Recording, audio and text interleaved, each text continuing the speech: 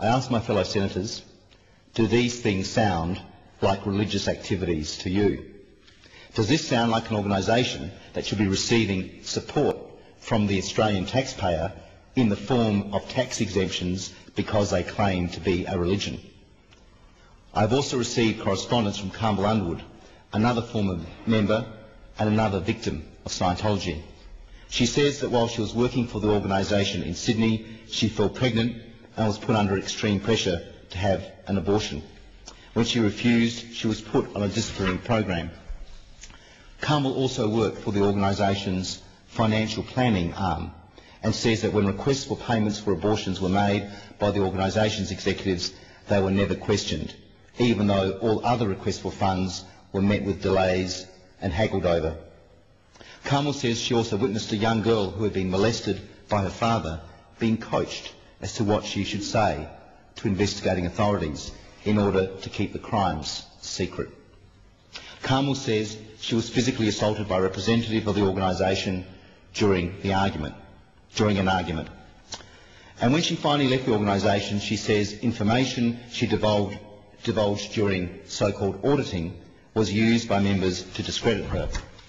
Carmel says she chose to speak out because she knows there are many more victims of Scientology, many of whom are still caught up in the organisation and who are being physically, financially and mentally abused.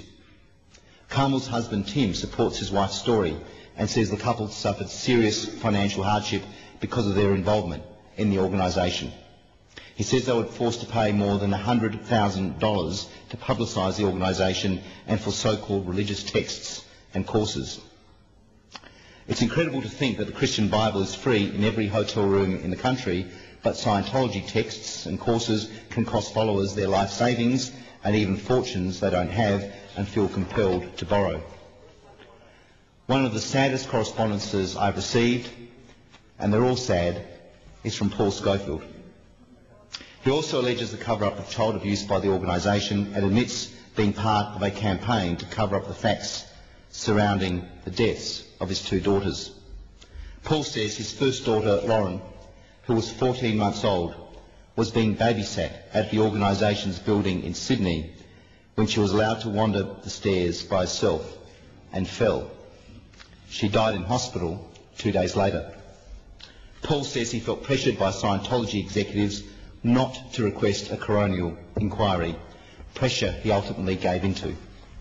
He was also told if he sought compensation from Scientology, he and his wife would be ineligible for any other services. His second daughter, Kirsty, who was two and a half, died after ingesting potassium chloride, a substance used as part of a so-called purification program run by the organisation. Under the direction of Scientology executives, Paul says he perjured himself to the police and during the coronial inquest in order to protect the organisation. Under incredible pressure, he agreed to lie because he was scared he would be heavily punished by Scientology if he told the truth. It's a decision he regrets to this day. I've received statements from Anna and Dean Dethridge, who claim to have been subjected to physical and mental abuse during their time with the organisation. Anna says she was instructed by the organisation to disconnect from her sister because her sister was gay and therefore, according to Scientology, dangerous, perverted and evil. Anna and Dean also provide evidence where information they and others have revealed to the church have been used to blackmail and control. They also provide more information about coerced abortions. Kevin Mackey wrote to me detailing his 26 years of abuse in the organisation. In his letter, which I've tabled, he says, and I quote, "When one begins Scientology, there is nothing weird or space alien about it. In fact, Scientology, as seen by a newbie, is a godsend to a troubled soul." But he goes on to say, once you have taken the bait and become hooked, the real Scientology is presented very slowly over years.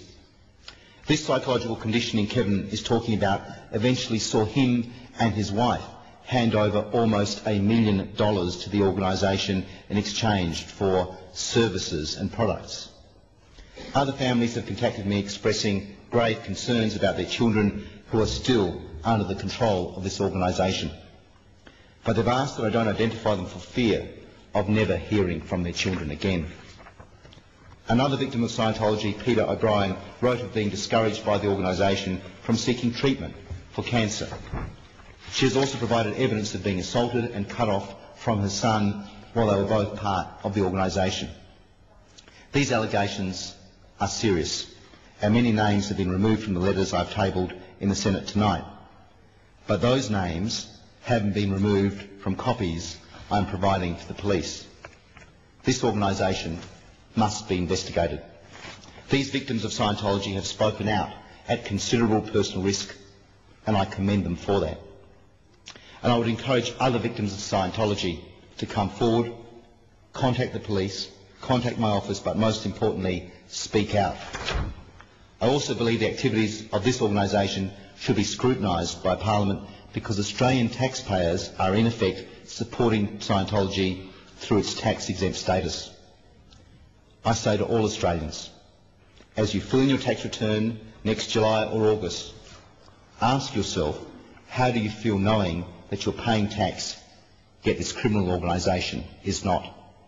Do you want Australian tax exemptions to be supporting an organisation that coerces its followers into having abortions? Do you want to be supporting an organisation that defrauds, that blackmails, that falsely imprisons? Because on the balance of evidence provided by victims of Scientology, you probably are. Do we really want to be funding an organisation that turns supporters into victims in pursuit of power and wealth on the part of Scientology? That's why I'm calling for a Senate inquiry into this organisation and its tax-exempt status. In the past, Scientology has claimed those who question their organisation are attacking the group's religious freedom. It's twisted logic, to say the least.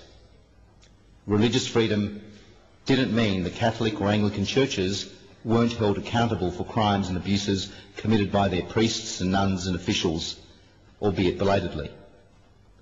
Ultimately, this is not about religious freedom. In Australia, there are no limits on what you can believe, but there are limits on how you can behave. It's called the law, and no one is above it.